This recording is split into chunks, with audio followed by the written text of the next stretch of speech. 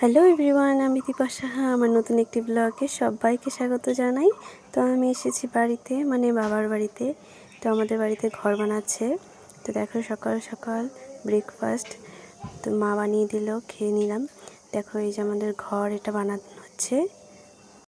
তো এখানে আগে একটা রুম ছিল, তো সেই রুমটাকে ভেঙে এখন ভালো করে সুন্দর করে বানানো হচ্ছে।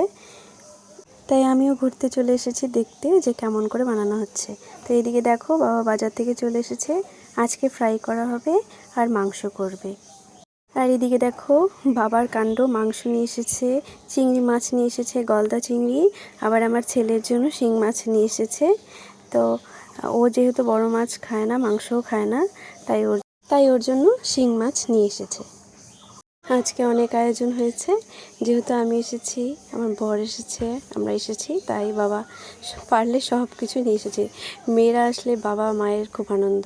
এদিকে দেখো ফলও এনেছে অনেকগুলো, আঙুরগুলো আমার ছেলে সব খুলে ফেলেছে। আর এদিকে তরমুজ মা কেটে নিচ্ছে।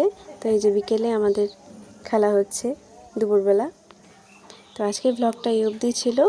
কার কার ভালো লাগলো অবশ্যই কমেন্ট করে জানাবে।